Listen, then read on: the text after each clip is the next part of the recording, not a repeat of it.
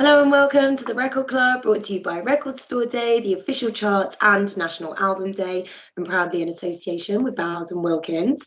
My name is Jess Izzat. Thank you so much for joining us. We're very excited to say that our guest this evening is Matt from the Amazons, talking all about their brilliant new album, How Will I Know If Heaven Will Find Me? If you're new to the Record Club, we're going to be spending the next half an hour talking to Matt all about the brilliant new record, and then we're going to be putting forward some of your questions to him to answer all about the album. So if there is anything that you'd like to know about the new record, whether it be about a certain song, maybe the artwork, a particular lyric that you've enjoyed, drop us a question in the comments section below, and I'll be asking a selection of them in the second half of our chats. And on top of that, one lucky person who sends in a question today is going to be randomly selected to win a pair of Bowers & Wilkins PX7 over-ear noise-cancelling headphones. Modelling them for you right now. It's a wicked prize. Don't miss out on it. Get your questions to us nice and early. I have the new record right here in my hands.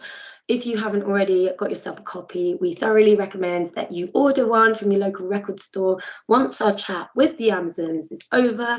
So let's get straight into this week's Record Club and say a big hello to Matt from the Amazons. How are we doing? Good. Very good, thank you. Good. Thanks for having me. No, yeah, definitely. Welcome along. We actually start each week on the Record Club with a question from one of the many amazing independent record stores across the UK. And this week's question comes from Andy at Reflex Records in Newcastle. Am I right in thinking you did like an in-store around the UK recently? Yeah, we actually didn't make it to Newcastle Reflex, but we went as far north as Dundee, and then we did a lot of the country, honestly. We went back down to Bournemouth, Southampton, Brighton, all of those kind of places, Liverpool, Manchester. It was so much fun, honestly. It was probably one of the best things we've done this year. Oh, I love those. I do love an in-store. I feel like it just feels like so personal. Big time. Yeah, and it gave me an opportunity to like talk through the record in a way that I don't think I'll be able to when we go on tour next month. Just because there's no time and it's not an audience it's a rock show. So, you know what I mean? So it's, and I think if someone has invested their time and their money into a record and are coming to see you at 5 p.m. on a Tuesday, then they deserve, the time to be able to explain the record and where we're coming from, the context of why we wrote the songs that we did. Basically. Yeah. Well, hopefully you'll get to see Reflex Records in Newcastle at some point. But Andy's been asking, he goes, if you could have been the support act at any gig from history, which one would it be and why? It's an amazing question, actually. Well, big gigs come to mind, like Live Aid. Definitely comes to mind just through the sheer like who's who plus a cause. That would be nice. I was just at the Taylor Hawkins tribute night, which was incredibly powerful and celebratory, but also like devastating. I'd say like big moments like that when loads of musicians come together would be like the ultimate thing.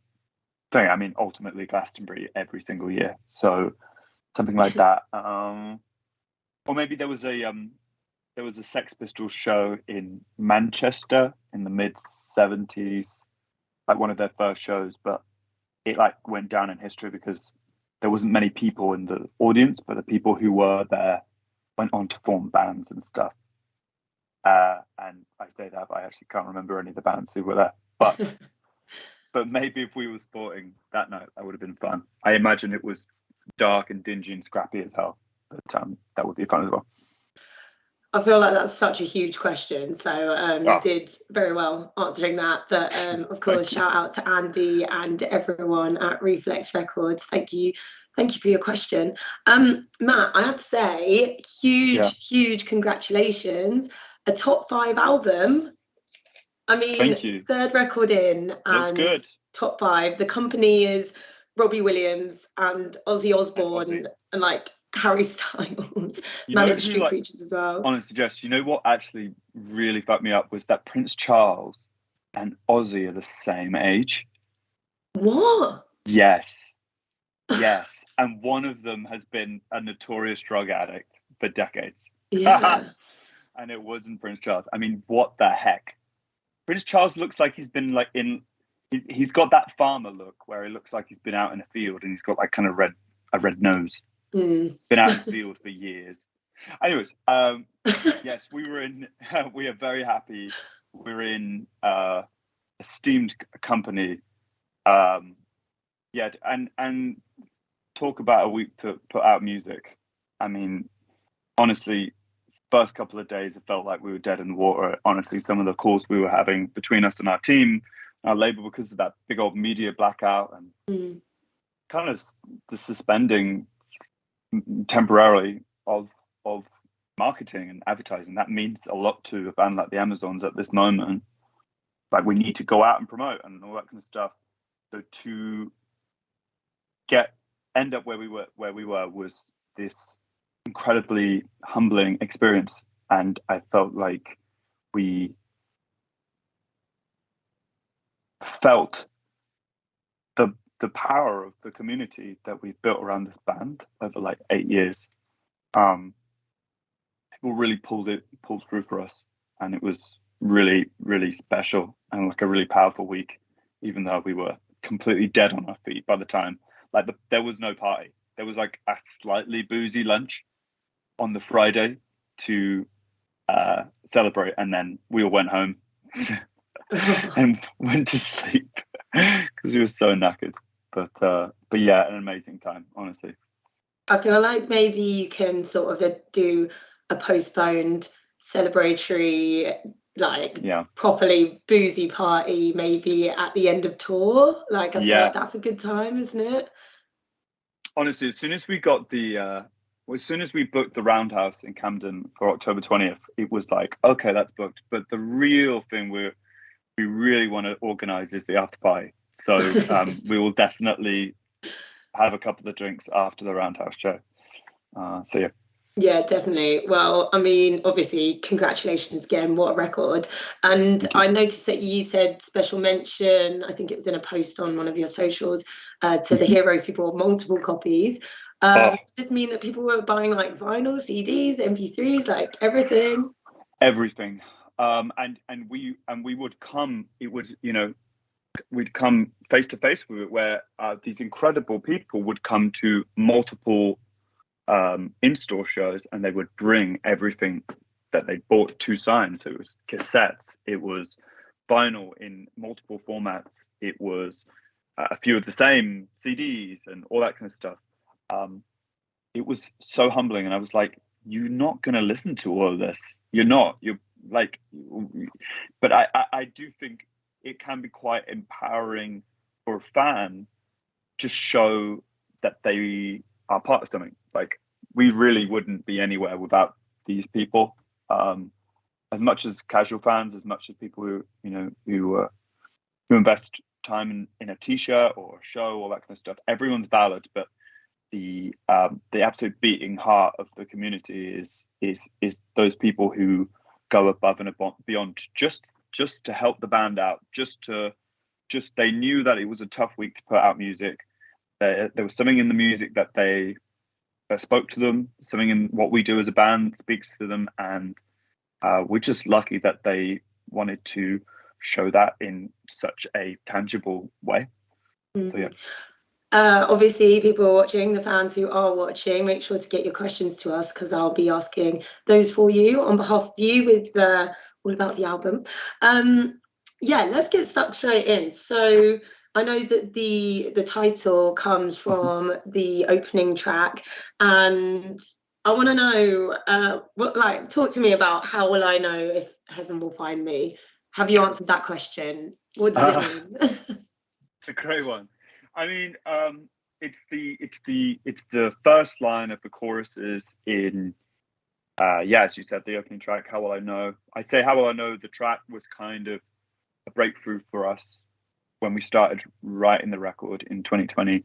That was the kind of song we were like, oh, okay, there's an energy and there's a spirit to this song, and the lyrics are talking about something that I haven't talked about before, and it was kind of like a blueprint for what we wanted to do in terms of the decisions we wanted to make with the instruments and how we play them, but also the decisions I was making with the lyrics and what I wanted to talk about. So everything kind of went through there. But as you can imagine, naming an album isn't necessarily the easiest thing, because you've worked on it for 2 years and you're like, what title would sum up the entire thing? Do you know what I mean? Like in a few words.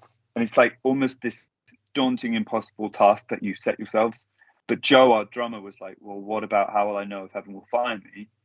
You know, that's my favorite lyric of the whole album.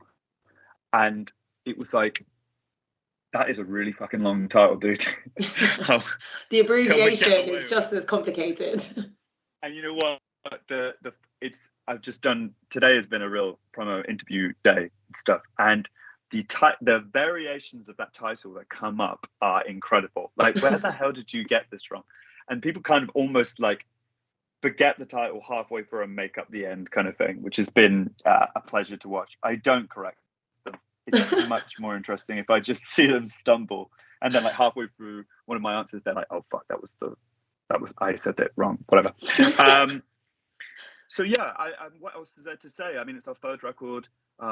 It's definitely, whilst I don't think it's like a lot of art, I think, coming out and a lot of music coming out in the last year and probably for the next couple of years, it's not directly about COVID and lockdown, but like, how can you escape it? How can anyone escape it? That was a 2-year at least experience for everyone, me and you, everyone listening.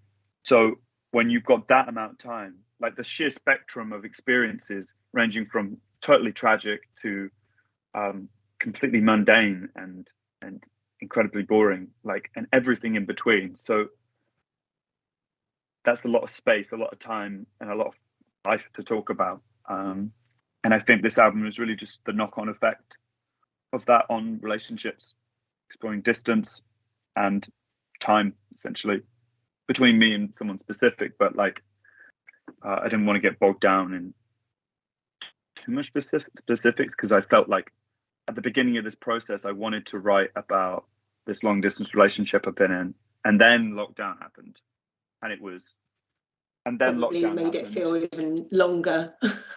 Yeah, and it was like, well, this is the time, because everyone is in some kind of long distance relationship at the moment. Like, there was times, especially in the UK, where someone down your street or like in the next town or wherever, you wouldn't be able to see for months. That was just the nature of what we went through. So, I mean, you're navigating how to love someone, how to have a relationship with someone when they're literally not physically present. So that's what a long distance relationship is all about. So I thought this was the time. Yeah. So One by One was one of the tracks that I was quite drawn to. And it was quite nice to find out that actually it had the original demo vocals. I feel like someone who works in new music, and I listened to some initial stuff, and sometimes you get obviously the rawest form. I don't think that's a word, but you know what I mean, like the most raw form of a song when it's the like initial take. How was that for you, and how come you kept the initial vocals for that?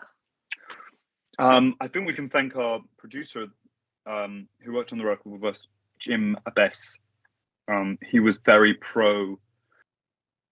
Well, it wasn't even that he was pro something. He was just anti rip it all up and start again if you've already done something special and magic in demo form.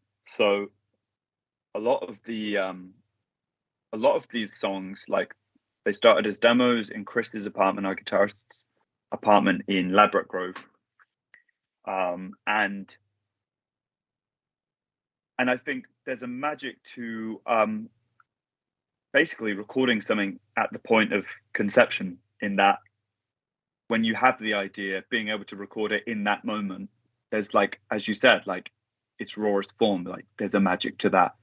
And I think we're just lucky with modern technology to be able to capture those moments, and not just to capture those moments, but like to keep the moment as well and build it round. Yes, we went to the studio and put down drums because we had access to much better microphones that could like essentially just capture Joe's performance way better, and it was more visceral and stuff. But we could actually like pair all of that stuff that we did with Jim with like a very affecting and just emotive performance.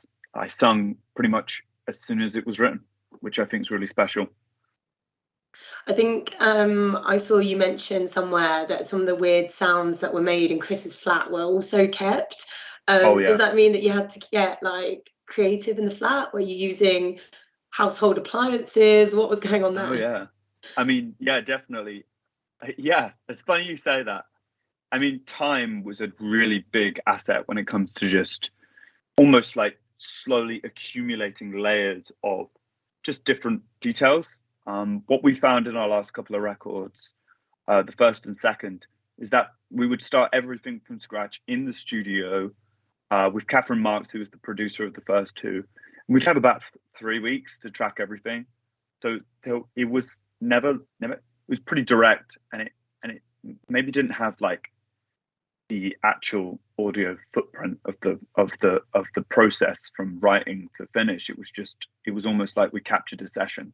Whilst this, we could actually like accumulate details and sounds and little timestamps of where we were at and stuff. So I remember really vividly when we started Say It Again, the demo for Say It Again, at Chris's house. We needed just like a drum loop, and he had a tiny weeny little essentially a sampler with like basically like one of those like a very posh version of these like little keyboards that you can kind of little keyboard type thing, and it had like a little microphone on it, like not good, like probably worse than the iPhone microphone.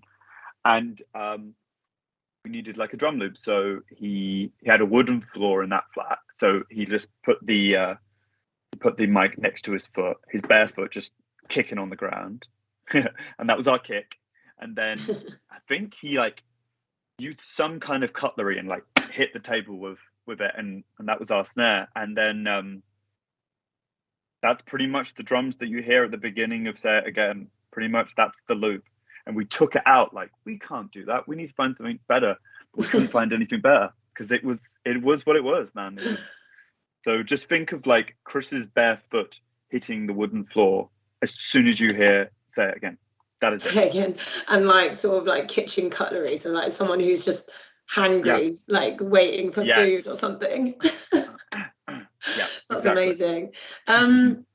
Also, I did want to know, I've seen on a comment somewhere where you're thanking, I think it was in the same post where you're like thanking everyone for like buying the record, getting new top 5. It says, one day we will repay you with a Toxic cover. Are we talking Britney Spears Toxic? Britney Spears Toxic. There's this, I don't know how to describe it. There's this weird, sick rumor that does the rounds on our Discord episodically about us promising to do a Toxic cover. And Chris, our guitarist, is like the king of Discord. Like, he runs that. It's only in the last couple of months that I've really started getting into it. But of course, like, I'm jumping into these conversations like months already in. So like all the in-jokes, all that stuff, I don't understand. But I think a Toxic cover would be extremely interesting. I feel like Chris, on behalf of the Amazons, has promised that there's going to be a Britney Spears Toxic cover. I feel like he has, and well, he's going to have to help us arrange it because you know that's tough. It's not an easy song, kind of a weird song, which is I think that's I try and sing it in karaoke all the time, and she goes quite high on some of those notes, so you're gonna have to work on that range, Matt. We'll have to take it down a couple of keys. You know, we're gonna have to take it right down. But yeah, I lasting appeal of Toxic and a lot of Britney songs is that they're actually production is like kind of weird, like the samples and all that kind of stuff. They're actually really interesting, and I think that's what her lasting appeal is. Yeah, I feel like there's no barefoot on a flaw though with Britney, but maybe you can make it work. I think the Right. budget's pretty. Yeah. I'm right. Okay, I can see lots of your questions coming in. Luke Too Good on the Record Club's Facebook page is asking, how are you finding writing albums in a shorter time frame? You have your whole life to write your first album, but in regards to a second or third, you're more constricted. Great question. First, we did have all of our lives, but it took all our lives up to that point to get any good. So we had a lot of material, but it was shit. So yeah. And then I would say the second one was the hardest because we were still trying to work out what we were. We had this idea of like what we wanted to be. But we really didn't have much time at all. That was not a lot of time at all. Oh my God. And then this one was not the easiest or less. It was challenging, but we kind of knew what we were doing a little bit more. So I'd say this was the best in terms of time frame and in terms of just like the volume of like songs that I feel like we got right. If you know what I mean. Like for me, there's like 8 songs in this new record that I would happily do the single thing with and put on radio and playlists and music videos and stuff. And I think that for me is a good criteria, if that's the case. And I can't say the same about the others. Kyle McQueen on the Record Club's page says, each of your albums has a different sound to the last. I was wondering, how do you find your sound for each album? That's a great question as well. These are good. These are better than journalists' questions sometimes. So appreciate everyone in the chat giving us some comments and stuff. No, yours have been good as well, Jess. Honestly, this has been a great chat. Yeah, it's an interesting question. How do we find our sound? It's pretty. It's a pretty natural process, if I'm honest. There's a lot of different factors. Sometimes when you've done an album for 2 years, you want to kind of push against whatever sound you're going for. Like with Future Dust, it was kind of dark, and I was like, we need to find something that's a little bit more, that has a little bit more, like a bit brighter and a bit more spirit. That's what I want to do. And I think honestly, if you consider the length of time between the albums, like we grow as people. Like we're open to new experiences, and I'm open to letting experiences change me, hopefully for the better.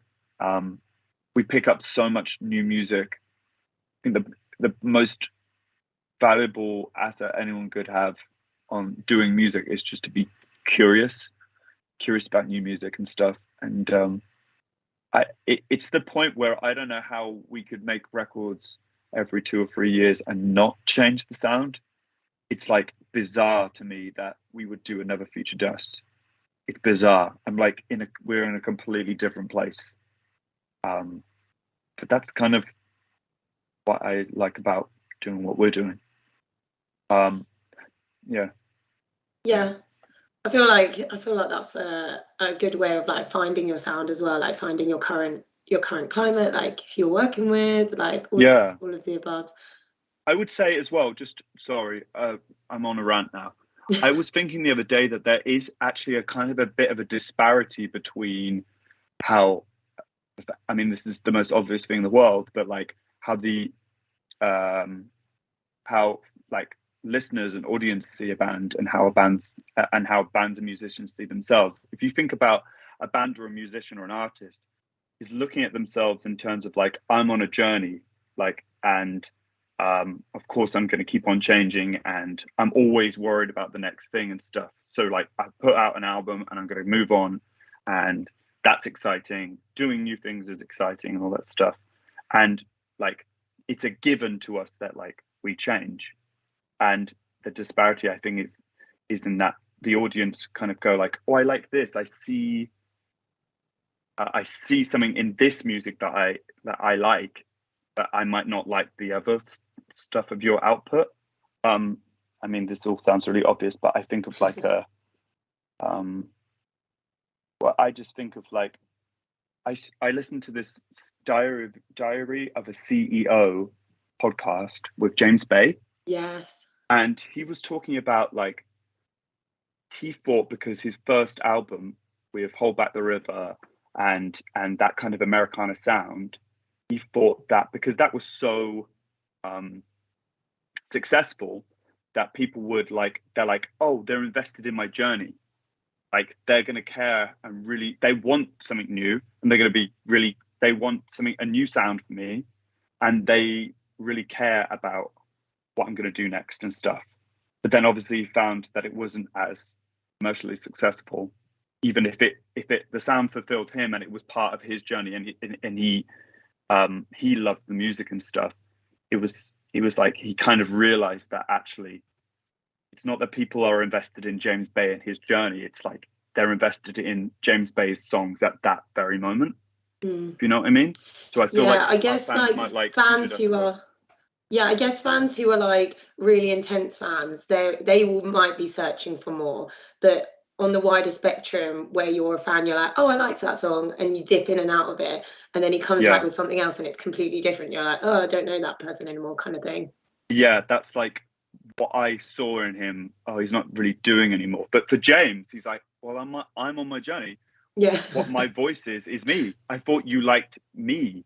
It's actually like no. Like, do you know what I mean? I thought that was a really interesting way of putting it. He's a great artist, one great Yeah. singer. I met him once years ago, and he was fucking awesome. And a record I club just. attendee as well. Oh, is he fantastic? Yeah, yeah. We actually have a few more, I think, if we can squeeze it in. Charlotte Yates on the Amazons page is asking you, favorite of the new tracks to play live. And they put, will in the morning make the set list for tour. Can I just shout out Charlotte? She was an absolute mainstay of that in-store tour, and we were so appreciative of her coming out and coming to multiple shows and stuff. She's awesome. In the morning will definitely be on the set list. 100%. It's about where we put it. I don't know whether we put it in the first half or the second half. It's currently in the first half. Not as all I shall reveal. What's our favorite song to play live? Well, we've been playing Say It Again on the in-store tour, and that was a lot of fun. One by One is also really good. Northern Star has been going down like really well as well. That's something that's just different from the Amazons. We just don't usually have songs like that. Ooh, can't go that high, but this is it. Everyone's getting involved in that. Yeah, that one. I didn't warm up. Yeah, that's super fun. Yeah, that one's really fun. So yeah. Katie Gallia is asking off the Record Club's page, are there any songs or is there a song on the album that almost didn't make it? Oh, great question. I'll tell you a song that didn't make it. There was one called My Church that didn't make it. Chris went off. He got COVID and was away for a couple of weeks.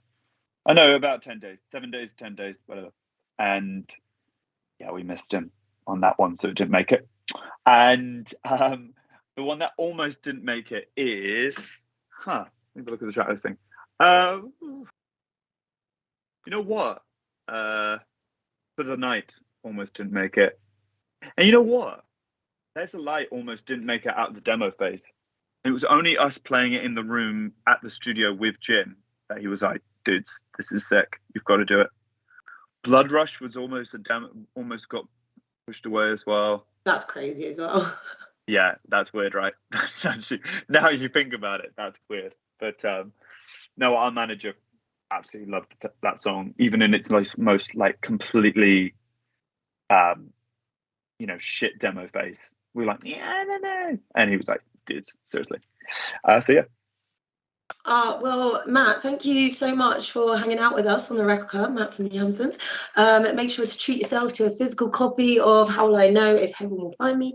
Now that the episode's over, just get it from your local record store. I'm also excited to announce that the winner of this week's Bowers and Wilkins Wireless Headphones prize is, drum roll, Charlotte Yates on the Amazons page. Congrats. Please slide into the Record Club's DMs and we'll get those headphones to you. My name is Jess Izzat. Thank you so much for joining us and sending in your questions. Our next guest for the Record Club will be announced on our social media very soon. So make sure you're following us, and all previous episodes are available to watch back on our YouTube channel. Matt, thank you so much for joining us. Jess, thank you so much for having me.